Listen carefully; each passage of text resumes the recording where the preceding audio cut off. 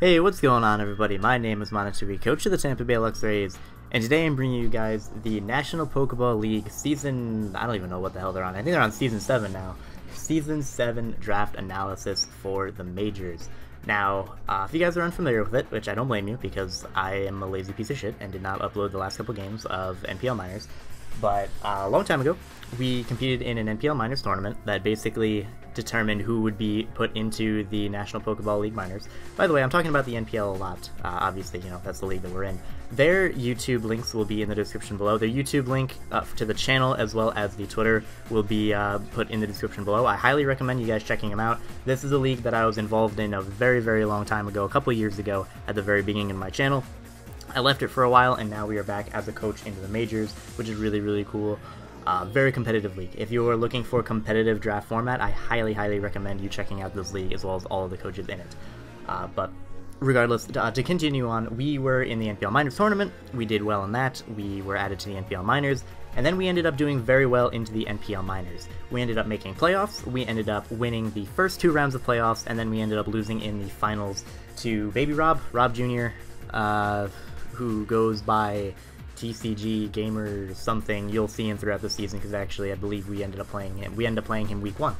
But regardless, we just finished up the draft not too long ago, and so I am going to be going over the team that I decided to draft for this season. For a little bit of background on the draft system that this league uses, it's very similar to the PPL. At least for this season, it was a price draft. So you get to have, you have 120 million points, and then each mon is individually priced. And, you know, as long as you don't go over budget, you are fine. You can have anywhere between 8 to 11 mons, so very similar to the PPL, which is really cool because I'm very familiar with it, and it was a little bit more lenient with the amount of points that we were able to get. So, without further ado, let us just get into this draft analysis. I'm going to try and keep this one shorter than the hour-long draft analyses that I tend to do. So let's just get into it. So it was our pick. We were, I believe, we were 8th in the draft out of 16 coaches, so we were right in the middle, which is not the best place to be for sure, but I don't mind it too much, especially because of the leniency of the points, so I can get pretty much whatever, not whatever I wanted, obviously, because of snipes and there is a budget still, but I could get a good draft pick regardless. And it came to me, and my original plan, Rizzy playing Brawlhalla, cool. It came to me, or what I really wanted round 1 was Landorus Therian.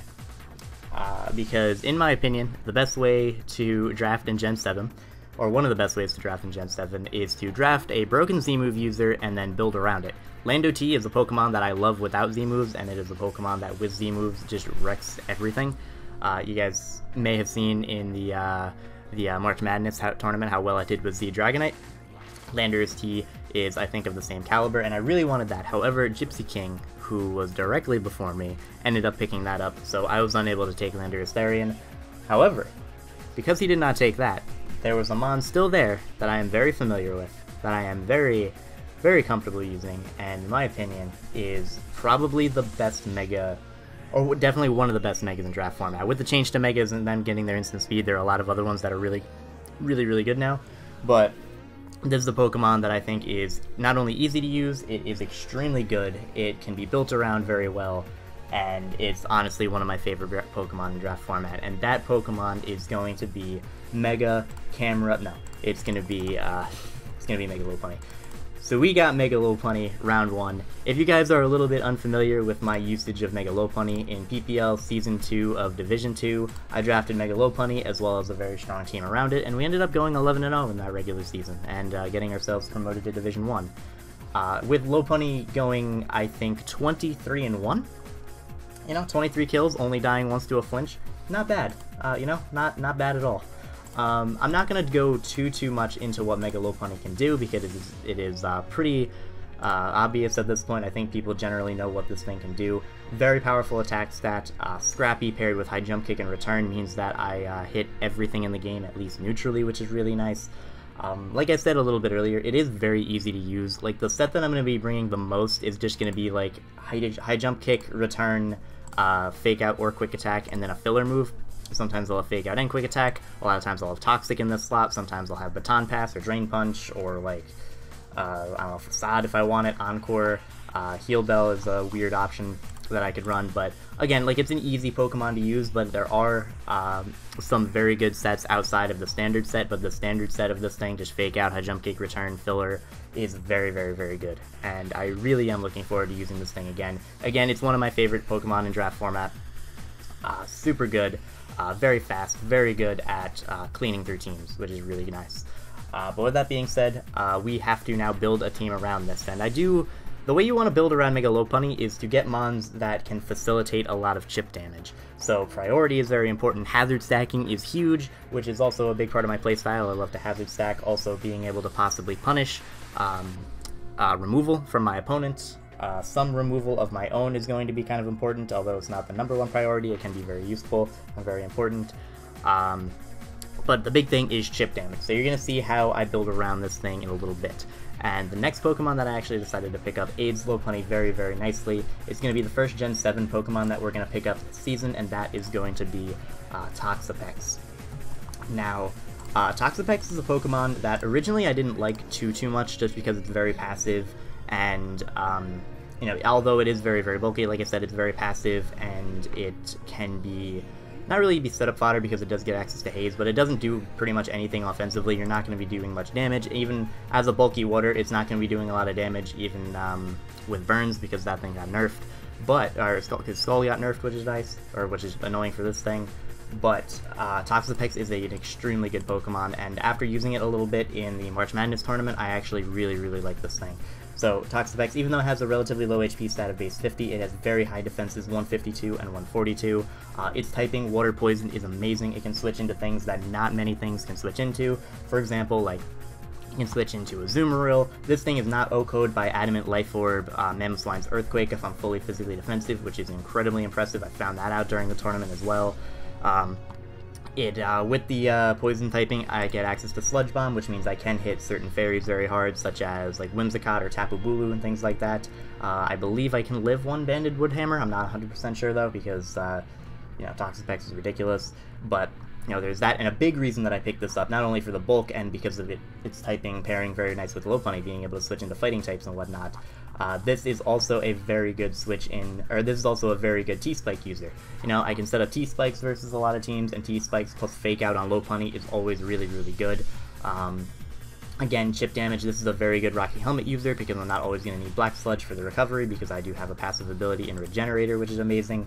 It does also get Merciless. I'm probably not going to use that. As cool as an ability as this is, it's just kind of on the wrong Pokemon. Like, attacks always crits if the target is poisoned. That's cool and all, but, you know, with 63 attack, 53 attack, I'm probably not going to be utilizing that. It does have a decent enough move pool, like I get Ice Beam to hit certain threats. Obviously, just regular Toxic is really good on this thing. It can't miss because I'm a poison type. Does get access, I believe, to dual screens as well. Nope, just light screen, that's weird. But regardless, the main thing I'm going to be having this for is for Toxic Spikes to support Lopunny, as well as being able to switch into the fighting types that Lopunny cannot deal with, which is very, very nice as well. This is just a very good all-around Pokemon, being able to support pretty much, being able to support the teams that I build. Haze is also nice, again, to stop setup. Just really, really solid mon overall. I'll skim through the move pool, as you can see here, although I'm sure you guys already know what it does.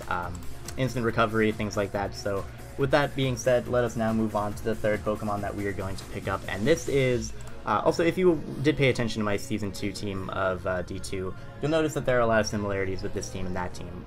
Some very different mons, but a lot of the same concepts. So the next Pokemon that we are going to go into is another mon that I had on that Season 2 team, and a mon that I think is still very, very good, and that is going to be Tyranitar. Now, Tyranitar Lopunny is one of my favorite duo combinations in the game. Tyranitar, in my opinion, is the best Pursuit Trapper. It takes pretty much one of any hit from anything that can be pursuited, and it's going to be able to get off a very powerful pursuit. It is extremely bulky, it is extremely powerful. The only drawback this thing has is its speed, but that can be mitigated possibly with a Choice Scarf, or with a Rock Polish set, or a Nidoran set. And I considered making this mon my Z-Move user. This league allows you access to one Z-Move mon. Like, at the end of the draft, you select your Z-Move captain, and I'll be going into what I ended up going with, because I was debating this Tyranitar for a while, just because, like, DD Continental Crush is kind of gross, but you'll see a little bit later on what I decided to go with. regardless, Tyranitar without Z moves is a great Pokemon. It has an incredible move pool. Like I said, it's extremely bulky. This is the first Stealth Rocker that I've picked up so far, which is kind of nice. It's a good Stealth Rock user. May not use it as it all the time, but it does get access to it, and I can build this thing very bulky, pretty much guarantee my rocks to get up. It's a great Assault Vest user, it's a great Choice Scarf user, Choice Band user. I've even run this thing Choice Specs. If you remember from PPL Season 2, D2, I brought this, I think, 6 games, and I brought a different item on it every single time because it is extremely versatile. This is a very good Berry user because it's bulky enough to take a weakened super effective hit and then fire back even stronger. Like I said, it does get access to D-Dance as well as Rock Polish in order to hit things very, very hard. Its attack stat is very good. It has a very usable special attack stat as well. I can run mixed with Ice Beam, Fire Blast, Earth Power if I wanted to. Gets access to support moves, like I said, Stealth Rocks earlier, as well as Thunder Wave, Taunt, some very, very useful utility options, as well as just straight up offensive power. Again, I'll just skim through the move pool real quick, but it can really do so much for this team. And a big reason why I love T-Tar paired with Mega Lopunny is because Mega Lopunny's one real big counter are bulky Psychic types. Some bulky Ghost types as well, like Cofagrigus and things like that, but bulky Psychic types are a little bit more common, and they are a little bit harder for Mega Lopunny to deal with. And again, like not even that many bulky Ghost types because High Jump Kick does hit them, but bulky Psychic types just because it resists my strongest stab and High Jump Kick. Tyranitar can deal with almost every single bulky Psychic in the game. It can deal with Necrozma, it can deal with Reuniclus, it can, like, even if I'm running like Assault Vest or something like that, I can take a Focus Blast from Reuniclus if I wanted to. Even faster Psychic types, things like Alakazam, I can take a Focus Blast from if I'm Chopple or from Assault Vest, can knock them out with Pursuit or bring them down to its Sash. Cresselia I deal with. I even hinder that thing's recovery with Sandstorm. Speaking of Sandstorm, back to getting to the chip damage point that I made earlier on, Sandstorm is going to be able to get 6% off of whatever wants to switch in on my opponent's side of the field. Obviously, it's going to do the same to me, but Lopunny doesn't necessarily need to take hits, it just needs to deal out a lot of damage, and sometimes that 6% of Sand is going to be the difference between knocking out a Mon and not knocking out a Mon. So Tyranitar plus Mega Lopunny plus Toxapex is a combination I am very happy with. I also I have to keep in mind that Sandstorm does hinder some recovery moves. It does not hinder Toxapex's recover, which is very nice. So very good trio here. I'm very happy with this trio. A little bit fighting weak, though I do have Toxapex to deal with that, and I am looking to get a couple different things later on in order to mitigate that as well. But the team does not end here. At this point, I am looking at what I need next. A big thing that I want to do now that I have some very solid offense and some very solid bulky offense is I'm looking to pick up kind of my wall core, and I have a wall core in mind that I will be getting into in a little bit. But the first part of that wall core, or well, the second part of that wall core in combination with Toxapex. Tyranitar is not really directly part of that wall core, but it can be if it wants to, or if I want it to be. But we have Toxapex here. Toxapex is weak to Electric as well as Ground as well as Psychic. We have Tyranitar for the Psychic types. We are a bit weak to Ground at this point. Ice isn't too big of a deal.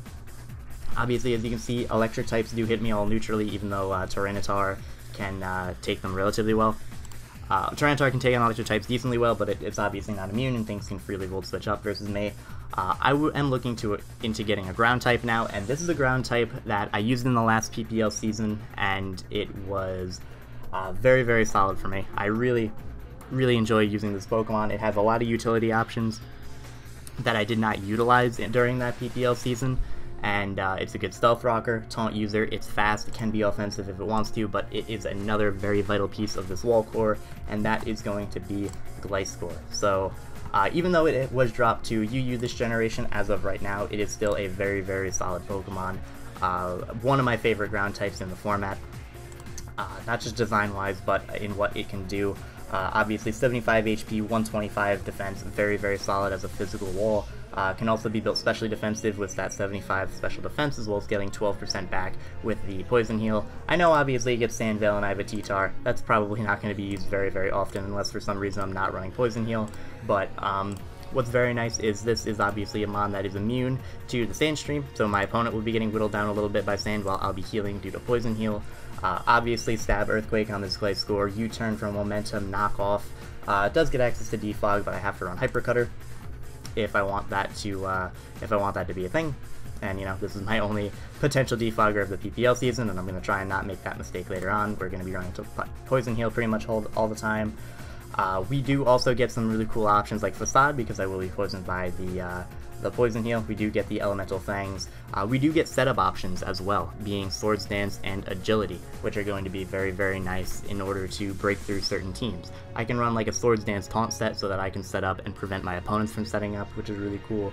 Gliscor is a usable Baton Pass user, which is good. I can possibly Baton Pass stats into certain Pokemon, like if I can Baton Pass attack into a Lopunny, that's going to be really, really useful. If I can Baton Pass attack into a Tyranitar even, that's going to be really good. Maybe like a Scarf Tyranitar just to spam Crunch or something along those lines, that's really cool. This is another Stealth Rock user, a little bit, maybe not a more reliable Stealth Rocker than T-Tar, but I'll probably run Stealth Rocks on a little bit more than Tyranitar, just because Tyranitar is going to be a little bit more of an offensive threat, whereas Gliscor is part of my wall core, like I mentioned. This is just a mon I'm very, very happy with. It pairs beautifully with Toxapex being immune to two of the things that Toxapex is weak to, being Earthquake, being Ground, and Electric, and then Tyranitar is there to cover that Psychic hit. Obviously also immune to Ghost, which is good just because Ghost spam is always scary to teams, and Tyranitar deals with that very, very well. Gliscor is just a very important part of this wall core, and I'm going to be adding to that wall core in a moment, as for the 5th round pick, I actually ended up picking up another mon that was on my PPL Season 2 D2 team. And this is a mon, for a long time people thought it was kind of not good because it's very slow and has a 4x weakness, but as it turns out, this thing has a ton of utility when it comes to teams. And so I actually decided to pick up Ferrothorn. Now, before we get into a lot of what this mon can do, once again, talking about chip damage, this Ferrothorn, this Pokemon gets access to Iron Barbs, which means anything that hits me with a physical hit is going to be taking, I believe, 18% is it, from Iron Barbs, and then this is also potential to run Rocky Helmet, get even more damage off onto that, and that chip damage can come very, very clutch when I'm trying to sweep with my Mega Lopunny. Ferrothorn, once again, very good utility in a Pokemon. I love having Hazard Stack, like I mentioned earlier. This Pokemon gets access to Stealth Rock as well as Spikes. Some other options as well on this thing. Gyro Ball, obviously, powerful hit. Very powerful stab, actually. Even though this is part of the wall core, Pharaoh, Gliscor, Toxapex, it does hit very hard with Gyro Ball as well as Power Whip. If I wanted to, gets access to Knock Off to do some good damage as well. Those are pretty much all the offensive moves I'm going to be running on this thing. Maybe sometimes like a Bulldoze, or yeah, pretty much just a Bulldoze. Maybe Seed Bomb if I don't want to miss Power Whip, but Ferrothorn also gets access to Thunder Wave, which is nice, can slow things down for some of my slower wall breakers like T-Tar. It does get access to things such as, well, Toxic, obviously, just like every other Pokemon. It can explode if I wanted to, not that crazy about it, but it could. Leech Seed is its best recovery move, but at least it is a grass type that does not fully rely on Synthesis, because I do have a Tyranitar. And if you look at Ferrothorn here, paired with these three Pokemon here, Toxapex, Gliscor, and Ferrothorn, this is a really, really good combination of Pokemon here. Like, Gliscor, weak to Water and Ice, Ferrothorn being resistant to Water, being neutral to Ice, Toxapex resisting Water and resisting Ice, that's really nice for me. Ferrothorn being weak to Fighting, these two things being able to take on Fighting types. Ferrothorn being 4x weak to Fire, Toxapex not giving a shit about Fire moves ever, Gliscor hitting Fire type super effectively. This is a very, very good wall core in my opinion. Toxapex, Gliscor, Ferrothorn. Toxapex is kind of passive, but it does prevent setup, which is very nice. Ferrothorn can prevent setup with certain types of setup with Gyro Ball. You know, it can slow down, or it can beat Agility sweepers as well as maybe Dragon Dance sweepers. Ferrothorn can maybe stop setup with a taunt set if I wanted to, or just by running a coverage move that hits it super hard. This is a wall core I'm very, very happy with. Toxapex, Gliscor, Ferrothorn. I wanted to get this immediately as I could. Obviously, I wanted Mega Lopunny. I figured Toxapex would not make it back to me if I let it go for the 3rd round. Tyranitar is a mon that usually isn't picked up unless a person is looking at Sand, and I wasn't sure if anybody would be looking at Sand, just because the way the draft system works is you can pick up Excadrill, but if you pick up T-Tar, Excadrill becomes more expensive, and things like that, though I do have a mon that takes advantage of the Sand that we will get into in a little bit, but and not including Gliscor. But regardless, I'm very happy to get Ferrothorn. It supports the team very, very well. It supports Lopunny really well. Hazard Stack is a big part of my playstyle, and Ferrothorn does that. One of the best.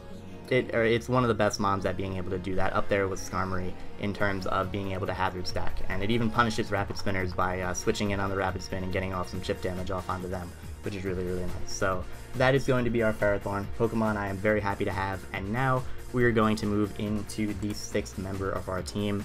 And this is actually a mon that I was not considering picking up. I knew I wanted these 5, right? After Lando T got taken round 1, I knew I wanted these 5. This is a mon I actually did not consider whatsoever until it came my pick and I made a last-minute decision. And I'm actually... usually last-minute decisions don't work all that well, but this was one that I am very happy with, because this is a Pokemon that has caused me quite a bit of trouble, both in draft and in Standard. It's just a Pokemon I hate seeing, and thankfully I will not have to see it on the other side of the field because it is on my team, and that is going to be Mimikyu. So, I think Ghost types are very important in draft. Being able to Spin Block is very important. Ghost Spam is very, very useful, even though Shadow Claw from base 90 attack is not going to be hitting all that hard. It's still Ghost Spam, and it's going to hit a lot of teams neutrally or super effectively, which is very, very nice. It gets priority in Shadow Sneak, possibly being able to weaken things for my Mega Lopunny. And obviously, the big selling point of Mimikyu is its ability in Disguise. If this Pokemon is a Mimikyu, which it is, the first hit it takes in battle deals 0 neutral damage. So it's basically a worse substitute that you have right at the start of any game. So obviously it doesn't come back when you switch, but until it switches and until it takes damage, it'll be in Disguise form. It can be burnt through it, it can be status through it, which is a little bit unfortunate. You know, it can be flinched through it and whatnot, but that's okay, because we will be taking 0 damage before we get to do anything, or before we have to do anything, which is nice because that gives us the option to get a free setup up, you know, something like a Swords Dance, which is really nice. Or I can just fire off attack, you know, if I'm able to preserve the Disguise on this thing for long enough, I'll be able to switch this in late game, set up a Swords Dance, take a hit with no drawback whatsoever, and knock it out. This is also a very good, not counter, but a good soft check to set up Pokemon, because no matter what Pokemon is in front of me, no matter how set up it is, it could be a +6 Dragonite. As long as I have my Disguise up and they're not flinching me with anything, I can take the hit, take 0 damage, and then hit them with a super effective Play Rough, you know? This is a Pokemon I'm very happy to see on my team. Swords Dance again. Swords Dance stats are very nice, and this is actually a mon that I decided to make my Z-move user. And the reason for that is even though a couple of things on my team could be good Z-move users, particularly Tyranitar at this point, I picked up a couple later on that could be good. Mimikyu, I think, benefits the most from Z-moves on the entirety of my roster. 90 attack is not all that strong. I could run something like a Life Orb in order to boost that, but even then it's not too strong. But the big thing about it is I'm guaranteed a setup with my Disguise open, and assuming they can't burn me or flinch me or something like that. So I can set up a Swords Dance, get up to +2, and then I'm going to be hitting something with a +2 stab Z move, whether it be, maybe not even stab, but a +2 Z move, which is always going to hurt. You know, a Never Ending Nightmare or a Twinkle Tackle is going to hurt if I'm at +2, even though my attack stat is not all that good. You know, also with the Disguise, I will be able to run Adamant sometimes, just because I can play a little bit more, as long as I play this thing safely, I'll be able to get off that extra damage attack guaranteed, because obviously it doesn't matter if I outspeed something if I'm not going to be taking any damage from that Pokemon anyway. Plus being Adamant obviously boosts my priority Shadow Sneak, which is nice.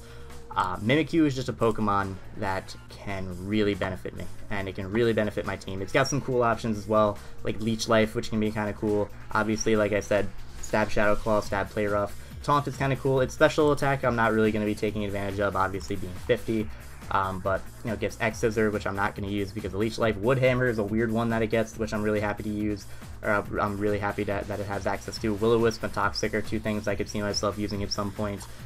It's just a really cool Pokemon. I'm very happy I picked it up. Once again, I like having Ghost types. It's a very good type, Spin Block, and things like that, but also just because Mimikyu is just a very good value pick because of its ability, because of its move pool, its ability to set up, and because of its not being too frail. You know, 55 HP isn't good, but then 105 Split F, 80 defense is not terrible. So, you know, even without the Disguise up, it's not like I'm going to be OHKO'd by everything in the world, you know? I'll be able to take a hit a lot of times and then be able to fire off attack if I need to. But that's Mimikyu, a Pokemon I'm very happy to have. And now we're going to get back on track with the final member, with the final Pokemon that was on my immediate plan. Like, this was basically the 6th Mon that I really wanted to get, and this is another Mon on that D2 Season 2 team that I absolutely love.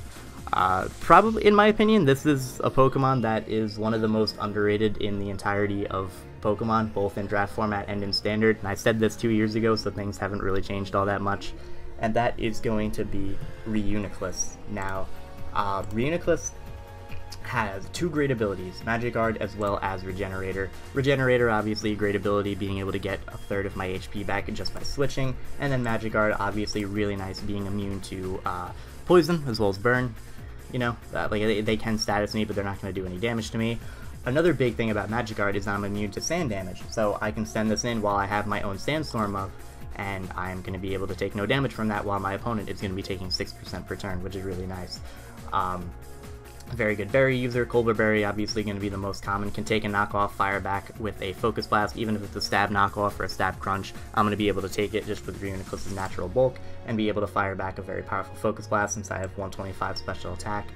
Reuniclus is, in my opinion, one of the best Calm Minesweepers in the game, just because you can run two attacks very successfully, Psyshock, Focus Blast, or like Psyshock Shadow Ball, something like that, Psyshock Energy Ball, Thunder, something along those lines, and then you can just run Calm Mind Recover. You don't have to worry about being statused, which is a good way to stop most Calm Minesweepers because you have Magic Guard, which is really nice, massive HP in 110. Defenses don't look that amazing, but paired with 110 HP, this thing is bulky as hell. It's very rarely going to be able to be O-code even with stab, super effective hits, and then you can just fire back powerful attacks as well as possibly set up. With Regenerator, it can be a very good pivot. You know, I've seen some people run Assault Vest on this thing, and I have run that before as well. You can run 4 attacks, invest offensively or invest like physically defensively, especially defensively. You can throw this thing into attacks, take a hit, scout, switch out, get your health back, switch into the appropriate switch in, which is really nice. This is also a Pokemon that gets some very good utility options. Once again, this gets access to Thunder Wave. Like I said, Calm Mind always an option. One of my favorite sets is a set I'm not going to be able to run very often because people usually like to run Dark types, but that is Acid Armor, Calm Mind. Like, you run Acid Armor, you run Calm Mind, suddenly you're boosted on both of your defenses and you never die. Obviously, with Recover, that only leaves you 1 attacking slot, so that's why I'm not going to be running it all that often, because 1 attack usually will not be able to break through a lot of teams, a lot of rosters at least. But that is also a thing that I can get in my opponent's head and be like, well, I have to bring my Dark type, otherwise that set's going to come and I'm going to lose. So, a very, very good Pokemon we have here. Magic Coat is a weird option, so is Nightshade. It gets Pain Slit, but I'm never going to use that. Actually, it has a really cool physical move pool, like Fire Punch and like Knockoff and stuff, but, you know, with attack of that, probably not going to be utilizing it all that often. I could run Knockoff. I could see myself running Knockoff, but probably not all that often. Reuniclus is a great Pokemon. Great offensive stats. I can run Trick Room with a Life Orb. I can run like 3 attacks Recover with a Life Orb. I'm not taking Life Orb damage because of Magic Guard. I could run physically defensive Calm Mind. I can run specially defensive support set. I can run physically defensive support set. I can run Assault Vest Regenerator, just be an all-around sponge. I can just be mixed defensive. I can do so many different things with Reuniclus. It pairs with this team perfectly. I love it paired with Mega Lopunny, being able to deal with fighting types as well as some other psychic types. I love pairing it with Tyranitar, since I'm going to be able to be immune to Sandstorm, and since I can take on a lot of the fighting types that T-Tar doesn't want to deal with. I could go on forever about Reuniclus. It, for some reason, isn't drafted as often as it should be, but it's so good, and I absolutely love it. And that's all I'm going to talk about Reuniclus, because we have to move on to the next Pokemon. So, without further ado, let us get into the 7th pick that we have going on. No, the 8th pick. Did I say Reuniclus was the 6th? No, that was an Mimikyu. That Reuniclus was the 7th pick. Picked it up relatively late. Great Pokemon. Now we are going to get into the 8th pick of the draft. And that is, looking at our team, we have a lot of different types. We have some physical offense. We now have a little bit of special offense. But I'm looking for another kind of wall breaker, something to kind of break through teams so that, or do a lot of damage to things so that Mega Lopunny can clean up a little bit later. We don't have a dragon type. Now, there were some very good dragons that were taken already. Dragonite had gotten taken, which I actually gotten taken in round 5, which is kind of surprising. You know, Dragonite was taken, Salamence was taken, all very good Pokemon. But this is a Mon that was there, and this is actually, even though I've never used it, both in Standard and in Draft, this is a Pokemon I've always kind of liked. I've loved I've loved the design of it. I've loved what it could do, and that is actually going to be a Haxorus. Now, Haxorus has pretty much one good ability. Unnerve I might use like once, depending on the situation. Rivalry is just not going to be used ever, so it doesn't make sense. You know, I can't predict what gender my opponent's Pokemon are going to have, but Mold Breaker, great ability. I can run Earthquake, I'll be able to hit things super effectively like Rotom, I'll be able to hit things like Electros super effectively, which is really nice, obviously, and Levitate Mons, which is really cool. With Mold Breaker, I also will be able to break through things like Multiscale. Like if there's a Dragonite in front of me, I'll be able to knock that thing out with Dragon Claw through its Multiscale because Mold Breaker ignores it. As I learned recently, Prism Armor actually ignores Mold Breaker, so like Mold Breaker can't touch Prism Armor, so whoever has Necrozma, congrats to you. Haxorus, 147 attack is not anything to mess with whatsoever. That's 393 with Jolly, even more if I'm Adamant. Obviously, look at that, 432, that's pretty ridiculous. Very good Scarfer. You know, its speed is decent, but it's not the best in the world. You know, 97 speed, I'm outsped by 1 point by something like Hydreigon, which is kind of annoying, but I outspeed things like Lucario. I outspeed, obviously, base 95s like Drapion and things like that, and I can hit them very, very hard. Its move pool is pretty good. It misses out on a couple things that it needs, but you know, with that attack stat, it does what it's going to do best. Like, it's going to click dragon moves and be very, very painful. Obviously, it's going to click Earthquake and hit pretty much everything on my opponent's side of the field because of Mold Breaker. The only thing they can switch in are like bulky grass types or flying types. It does get some other good coverage as well, like Aqua Tail, as well as Low Kick for some fighting coverage, which is really nice. Obviously, Night Slash is there as well. Probably not going to use that, but it's there. It's also another possible setup mon. A lot of my mons can possibly set up. That's really cool, but Haxorus can do that even better than some of the other ones on my team. You know, it gets access to not only Dragon Dance, but it also gets access to Swords Dance, as you can see here, so I can run maybe like a double dance set, DD, Swords Dance, and then completely wreck through somebody's team. It gets a very nice utility move in Taunt. There's a lot of Taunt on my team. I can prevent things from defogging and prevent things from setting up hazards, which is really nice. I can also prevent other possible phasing Pokemon from phasing me out. You know, like if there is, let's say there's like an Arcanine in front of me, and it gets the Intimidate off on me, and maybe it wants to Will-O-Wisp me or wants to roar me out. I can go for Taunt, and suddenly he can't really do a lot of damage to me. You know, he's physically defensive, Flare Blitz is not going to do too much damage to me. I can boost up versus that thing. It's going to be a really nice time for me, whereas my opponent is kind of going to get screwed. If my opponent has something like a Skarmory, which walls me, even though I still won't be able to do damage to it after I taunt it, I will be able to taunt it, stop it from setting up rocks, stop it from setting up spikes, stop it from statusing something on my team, and you know, if all a Skarmory can do is click Brave Bird against my team, I'm in a pretty happy spot, because I have quite a few switch-ins for that. You know, Taunt is a very nice thing on this Haxorus. It also gets ways to hit fairies, which is really nice. Poison Jab, Iron Tail, and Iron Head. I believe it does get Iron Head as well, right? Yeah, no, it doesn't. Weird. But it gets Iron Tail for a stronger one. What's really nice about this, as well as with Mold Breaker, I can hit something like an Unaware Clefable through its Unaware. You know, I can set up a Dragon Dance, and then suddenly that Clefable is going to be very, very unhappy because it realizes that its ability is pointless. You know, Haxorus is a really cool Pokemon. Again, just wanted a Wall Breaker, something that can really hit hard, something that has the potential to set up, something that can do a lot of damage to enemy teams, and that Pokemon is going to be Haxorus. Very happy with this pick. Obviously, Dragon type, really cool. But now we are going to move into the next pick, and now I pretty much have all of the core members of the team, like all of the very strong, very, very, very good picks. So now we're going to dip a little bit into the lower tiers, because now our budget is starting to run out. At this point, we have a maximum of 3 picks that we can make, and we have 13 points left. So things that I'm missing right now: good removal, bug type, electric type. I could use another flying type just because I don't want Gliscor to be my only earthquake switch in. Things like that. So those are things I'm keeping in mind. But the first big thing that I need to get is removal. 100% removal. I was considering Torkoal for a little while, just because I don't have a fire type at this point, and Torkoal is pretty cool with Drought. It's been buffed, and I can maybe pick up something a little bit later on that benefits from the Drought. But I was thinking about it, and I was like, well, I already have Sand, so why not get something that benefits from the Sand? And I didn't really want Stoutland because I have Mega Lopunny, and that would be a little bit redundant. But there is another Rapid Spinner down there that does benefit from the Sand, and that is going to be our Sand Slash. Not Sand Lash. Christ. Sand Slash. Now, Sandville, yes, obviously that's why I got it. Sand Rush is really cool. Sand Slash is normally 4 points with the PPL system, however, because it is its value is multiplied by 40%, it ended up being 5 points, which, I'm not going to complain about very much. 1 million more just because of the sand. 5 points is still a good value for Sand Slash, in my opinion.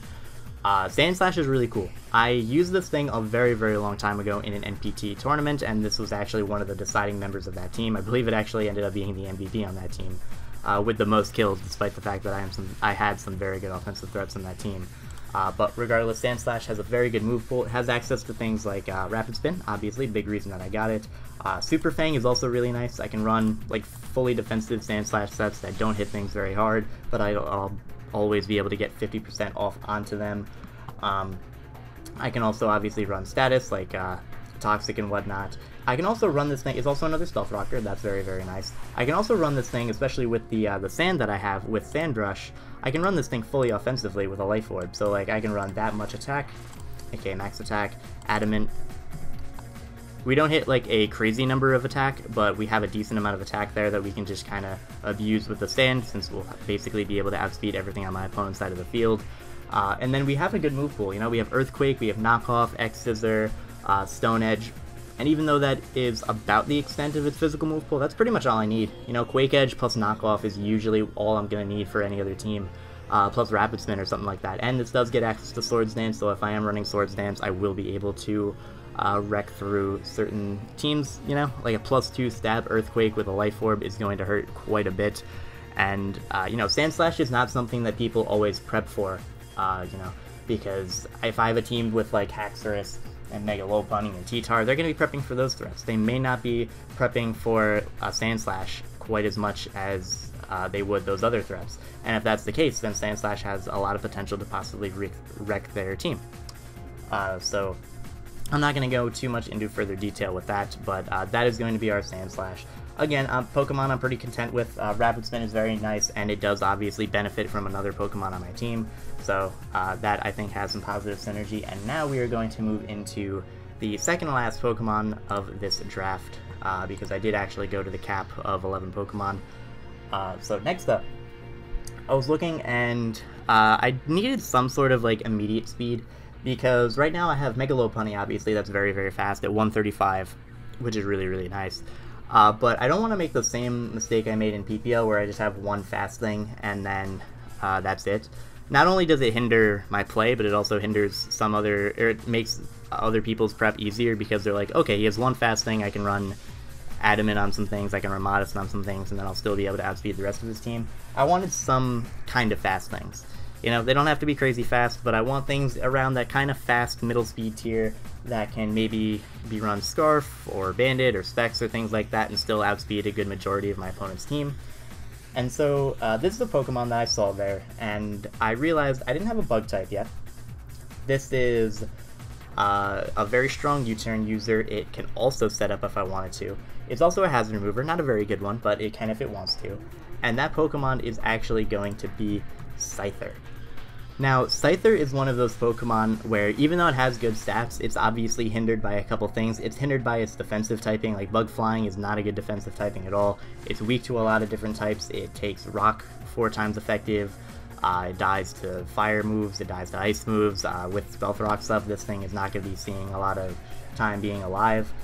However, outside of that, it is actually a very, very solid Pokemon. Its attack stat is 110, which is actually pretty impressive. This has the same base stat total as Sizzler, even though some people don't always want to recognize that. It has some pretty good stats. Its speed is 105, so that's about the speed tier that I was looking for. Something between like 100 and 115, 105 is perfectly fine. Very good Choice Scarf user and very good Choice Band user. Even though Bug Flying are not very good defensively, they can be a lot better offensively, particularly flying. And even if something does want to switch in on both of those moves, it does get access to Stab U-turn. So I'm going to be hitting something hard with an attack, with a Stab attack, but I will also be able to gain myself some initiative. And a cool thing about Scyther is because of the fact that obviously it evolves into Scizor, you can run a Violate on this thing, and actually with 70 HP and 80 defenses, within a Violate, this thing is bulky as hell, and it's not going to be OHKO'd by very much. If I'm running a Violate, I can easily set up on a fighting type. You know, Ice Punch, Fire Punch, they're not going to be able to OHKO me at all. I could, depending on my investment, I might not even be 2 KO depending on what's in front of me. Scyther with a Violate is an extremely bulky Pokemon. Again, very good Band and Scarf user. I do also get access to Technician Boosted Quick Attack, which is obviously not going to be hitting anything super effectively, but, you know, base 60 priority is still pretty good. You know, it's basically like a stab Quick Attack, which is kind of nice. Also, another Baton Pass user. You know, I can Swords Dance Baton Pass into something else on my team, which is going to be very nice. Does also get fighting coverage in Brick Break. Not the best fighting coverage, but it does exist. Once again, Double Dance with the potential to pass it is very good. Also, immediate access to recovery in Roost. You know, there's another Pokemon, does not rely on something like Morning Sun that is hindered by my Tyranitar. I can just run Roost, get myself backed up to a very good amount of HP. Like I said, also a Defogger, not a good one because it's 4 times weak to rocks. I see it used a lot as a Defogger in PU. Probably not going to be used less often as a Defogger here, but regardless, it is there.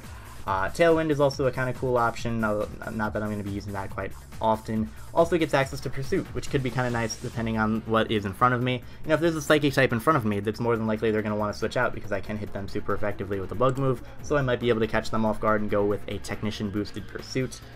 And yeah, that is going to be Scyther. I'm very okay with this Pokemon, I'm very happy to have it. It's a Pokemon I've always enjoyed, it's just I never really found the right team for it to fit on. And this may not be the right team either, but I like them on a lot, and honestly, since I don't have another bug type, you know, I don't really have...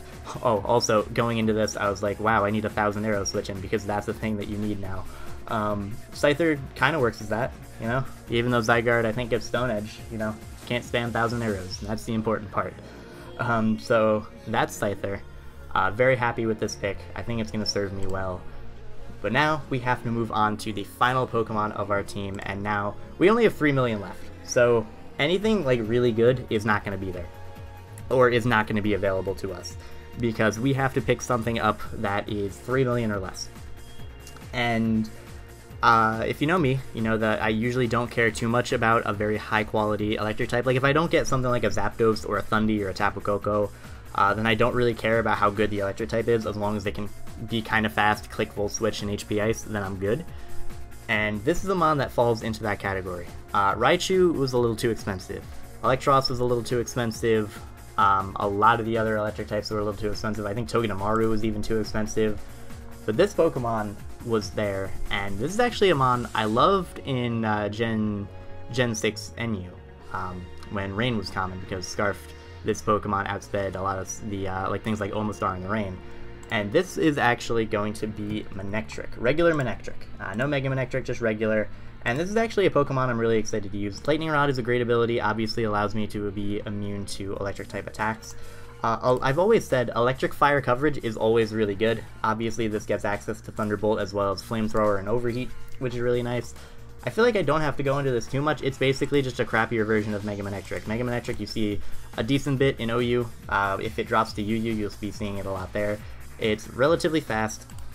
Not super fast, but 105, same thing as Scyther, you know, something in that middle speed tier. Not too strong, but it does hit relatively hard, 105 special attack. You know, that's something that's very nice. Thunderbolt and Volt Switch, HP Ice, and Flamethrower are going to be the most common things that I run on it. However, this does get some gimmick options. It does get, like, Light Screen, which is kind of weird. I'm probably not going to be running that. A big one that I may be running is Switcheroo. Switcheroo is really nice because I can run a choice item on this. Get rid of my Choice Scarf, cripple another item, or cripple another Pokemon, get rid of my Specs, cripple another Pokemon, which is going to be very good. Does get Signal Beam to hit some Bug and Grass types, which is very nice. And yeah, that's pretty much it. I don't have to go far into this thing. Its move pool isn't amazing, but like I said, electric fire coverage is perfectly fine. It's not that fast, but it's fast enough for my team. Not all that strong, but again, if I am gaining in momentum with Volt Switch, then I'm perfectly okay with it. And yeah, it's just going to be our electric type. It's nothing crazy, but it's an electric type that exists, and we'll be able to Volt Switch around to do some electric type based things for my team. So without further ado, that is going to be the entirety of our team. The roster should be popping up on screen now in its entirety. We have Mega Lopunny, Toxapex, Tyranitar, Gliscor, Ferrothorn, Mimikyu, Reuniclus, Haxorus, Sandslash, Scyther, and Manectric. You may consider this draft a little bit top-heavy. I wouldn't completely disagree with that. Obviously, like the first 8 Pokemon are very, very solid, very quality mons, and then the last 3 are kind of like I'll bring them once in a while type of mons. But I'm fully okay with that. I'm very confident in those top 8, and then I think the bottom 3 that I have are still good value picks for where they are priced, and they are still going to benefit my team whenever I bring them. So regardless, thank you guys very much for watching. I hope you all enjoyed. I really hope you guys are looking forward to the NPL season. I'm really looking forward to get these games started. Once again, check out the NPL YouTube and Twitter accounts in the description below. Very competitive league, once again. Really hope you guys are into that. But regardless, that's all I have for this video. Thank you guys very much for watching, and I will see you in the next video.